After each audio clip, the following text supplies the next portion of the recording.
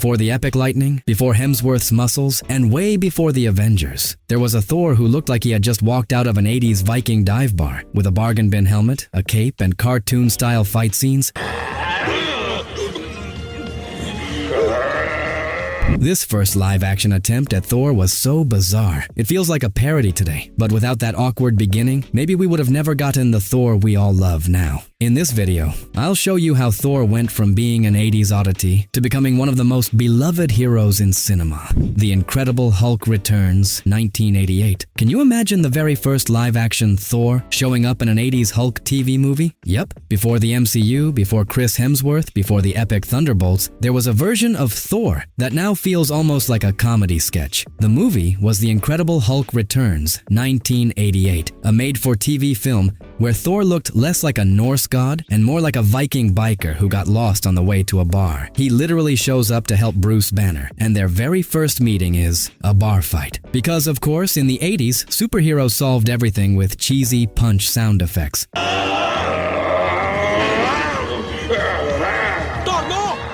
The costume, a winged helmet, a golden wrestler-style belt, and a hammer that was, let's say, not exactly Mjolnir-level epic. Instead of a mighty god, he looked more like a high school theater extra. The special effects were, let's put it nicely, vintage. Lightning bolts drawn over the screen, lots of smoke, and every time Thor hit something, the camera zoomed in with a comic book pow sound. No CGI, no digital backdrops. It was all practical, and very obviously, cardboard. In this version, Thor wasn't a god, but a magical warrior summoned by Dr. Donald Blake, his human partner.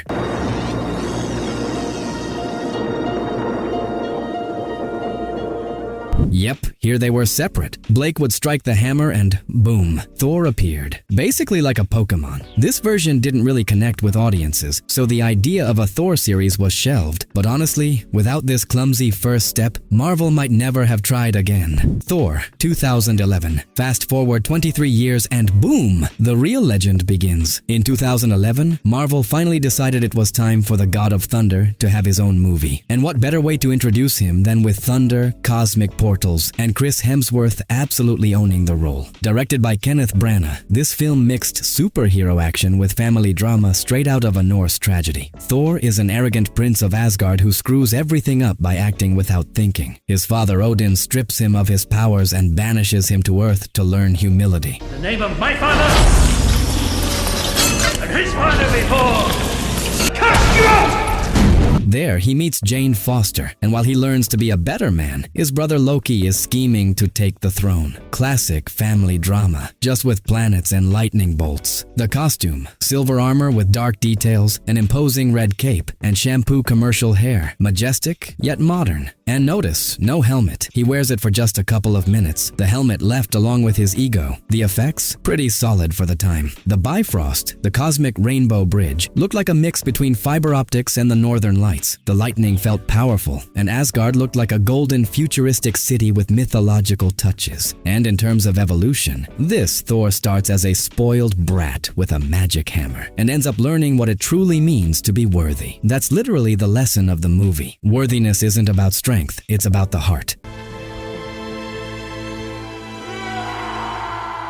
The Avengers, 2012. Just 1 year later came the movie that changed everything. The Avengers, the massive crossover where Thor joins Iron Man, Cap, Hulk, Hawkeye, and Black Widow to save the world from his own brother. Yep, Loki causing trouble again. Loki arrives on Earth with the Tesseract, one of the Infinity Stones, manipulating minds and wreaking havoc. Nick Fury launches the Avengers Initiative, and Thor comes down from Asgard to stop his mischievous little brother. Naturally, no one gets along at first. Thor versus Iron Man versus Captain America. One of the best MCU fights ever. Lightning, shields, flying armor, pure fan service, and we loved every second.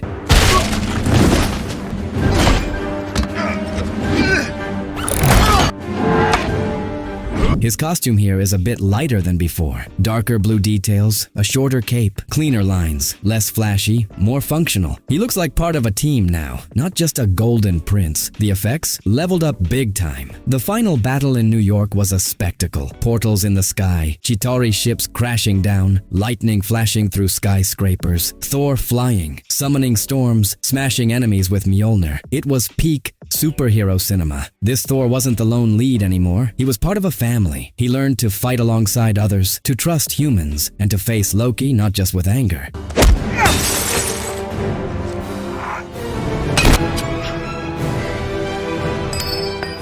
but with pain. A more mature Thor, though still impulsive. Thor: The Dark World, 2013. Here comes the famous forgotten movie of the MCU. Yeah, Thor: The Dark World isn't exactly the fan favorite, but it's actually key for Thor's evolution. After the events of the Avengers, Thor returns to Asgard to keep order, but a new villain shows up, Malekith, the Dark Elf, who wants to plunge the universe into eternal darkness using an ancient energy called the Ether, which we later discover is an Infinity Stone. Jane Foster becomes the host of the Ether, so Thor comes back to Earth to protect her, and together they face this cosmic threat. Oh, and he has to work with Loki, because sometimes your enemy's enemy is your treacherous brother.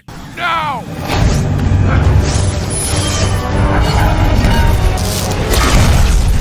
Here, Thor looks more like a warrior. His armor is similar to before, but with sharper metallic details, like a knight out of an epic legend. The red cape is still there. Everything has a darker tone, fitting the movie's vibe. Special effects? We get dimension-hopping portals opening in London, battles across realms, and a cosmic storm that feels straight out of a 2000 video game. Not the most visually groundbreaking, but it works. Asgard's design is still stunning, and the final battle is fun thanks to its chaotic, interdimensional style. Chris Hemsworth wore a wig again, but this time it looked much more natural. He also had better chemistry with Natalie Portman, though later she admitted she didn't really enjoy this film. And of course, Loki steals the show. His charisma here was off the charts, and many left theaters saying Thor was fine, but Loki, incredible. Thor here is more mature, more serious. He's not the impulsive god from the first movie anymore. He cares about his people, about Jane, about his family, but he also starts questioning the throne, his place in Asgard, and his relationship with Loki. He wants something more. He just doesn't know what yet.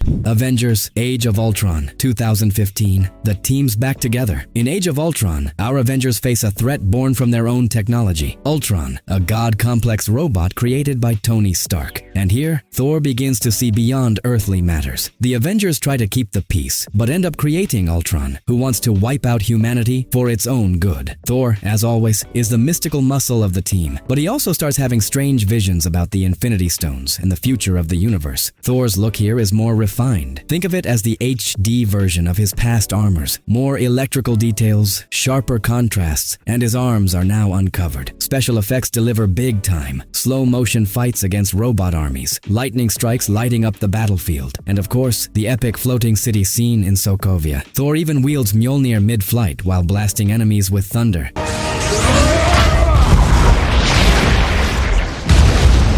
This is also the movie where Thor starts connecting the cosmic dots. He speaks about the Infinity Stones and then takes off to find answers. Thor here feels more like a guide, not just a warrior, a protector of universal balance. He starts sensing a threat bigger than Ultron and goes off to investigate. You can tell the future of the MCU is going to rest heavily on his shoulders. Thor Ragnarok, 2017. And this is where everything gets reinvented. Ragnarok isn't just the third Thor movie, it's his complete rebirth. Marvel handed the reins to director Taika Waititi, who basically smashed the hammer, threw it into space, and gave us a psychedelic sci-fi comedy. Thor discovers he has a secret sister, Hela, the goddess of death, who wants to destroy Asgard. Darling, you have no idea what's possible.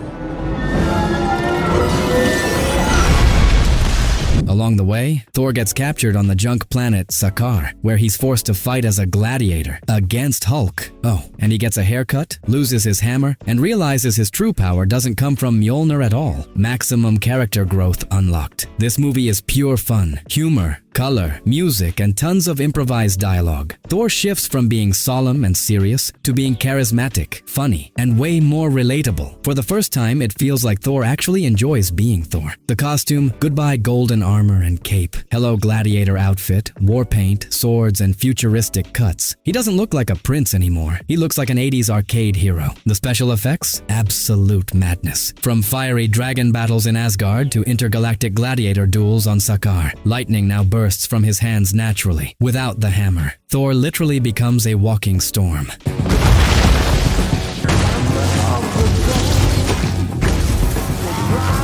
This is where Thor truly finds his identity. He lets go of the throne, ditches the perfect prince image, and embraces who he really is. A protector of people, not a place. He even allows Asgard to be destroyed to save its people. This is a freer, wiser, and more powerful Thor than ever before. Avengers: Infinity War, 2018? Now we've reached one of the most epic points in the entire MCU saga. In Infinity War, Thor straight up steals the movie. After losing everything, his hammer, his father, his brother Loki, his home Asgard, he's more vulnerable and more powerful than ever. Thanos finally steps out of the shadows to collect the Infinity Stones and wipe out half the universe. While Iron Man, Spider-Man, and Doctor Strange fight in space, and Cap leads the charge on Earth, Thor embarks on a suicide mission to forge a weapon capable of killing Thanos. To do this, he travels with Rocket and Groot to Nidavellir, where he teams up with Atri to create Stormbreaker, a divine axe said to be able to slay gods. And when Thor drops into Wakanda in the middle of battle, lightning blazing everywhere, music swelling.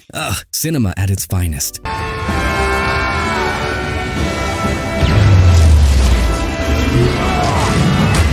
Thor is no longer a prince or a gladiator. Here he's a reborn warrior. Short hair, scruffy beard, dark armor with glowing highlights, and electricity literally in his eyes. And though he lost one eye in Ragnarok, Rocket hooks him up with a bionic one. Full package. The special effects, next level. His cosmic journey, the forging of Stormbreaker with the power of a dying star, the lightning surging through his body, and the climactic Wakanda battle. Pure epic fantasy fused with science fiction. This movie shattered box office records and cemented Thor as the MCU MVP for many fans. Here, Thor fully embodies the god of thunder, strong, determined, seeking redemption. But he also begins to carry the weight of guilt. When he throws Stormbreaker at Thanos and fails to go for the head, it costs him dearly. The start of a heartbreaking emotional downfall we'll see in the next film. What did you do? What did you do? Avengers: Endgame, 2019. And now, the Thor nobody saw coming. After failing to stop Thanos and witnessing half the universe vanish, Thor falls into depression. He's no longer the muscular, fearless god we saw in Infinity War. Now he's broken, messy, overweight, addicted to beer, and carrying deep emotional trauma. Weird. Yes. Human. Absolutely. After the snap, the Avengers try to move on with their lives. 5 years later, they come up with a time heist plan to recover the stones and undo the snap. Thor, meanwhile, is hiding out in New Asgard, drinking, playing Fortnite, and running from reality. Big beard, beer belly, bathrobe, sunglasses, a total wreck. But when it's time to fight, the armor returns, the lightning comes back, and his old glory shines through, belly and all. Oh, and he wields both Mjolnir and Stormbreaker at the same time. Legendary. The special effects are spectacular as always. The lightning crashing down on Thor in the final battle, his transformation, and the double weapon combat are brutal. Plus, he fights side by side with Cap and Iron Man against Thanos.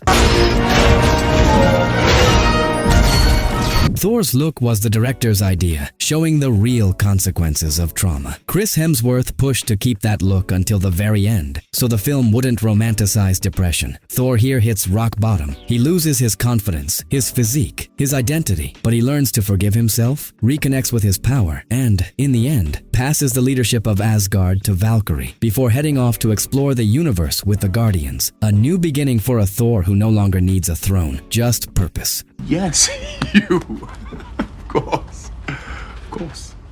Thor: Love and Thunder, 2022. And finally, Love and Thunder, Thor's most recent adventure, and also one of the most divisive among fans. Here we see a more relaxed, more sentimental Thor, stepping into a brand new role, fatherhood. Thor is on a sort of spiritual retreat with the Guardians, but his peace ends when Gore the God Butcher appears, played by Christian Bale, a dark, tragic villain, armed with a sword that can slay gods. At the same time, Jane Foster returns as mighty Thor. Mjolnir chooses her, but she's secretly battling cancer. Thor is forced to face his past, his pain, and the possibility of losing the person he loves most. Again, the costume, brighter and flashier than ever. Electric blue with gold accents, straight out of classic comics. Jane also looks incredible in full Asgardian armor, wielding a reforged Mjolnir that blasts fragments at enemies.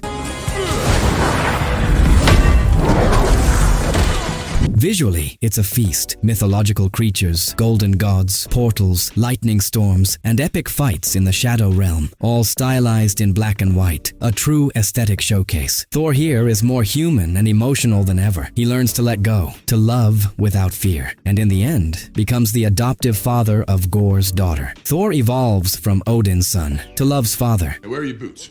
I'm wearing them. You're not wearing those. Yes, I am. No, you're not. Yes, I am. And that's Thor's evolution. From an 80s Viking bar brawler to one of the most powerful and beloved heroes in the MCU. Each version with its highs, its lows, and its thunder. If you enjoyed this video, don't forget to hit that like button, subscribe, and ring the bell. Because we've got plenty more hero evolutions like this one. Want to see how Spider-Man changed through the years? Or Hulk's transformation across his movies? Check out the channel and find out. See you in the next video.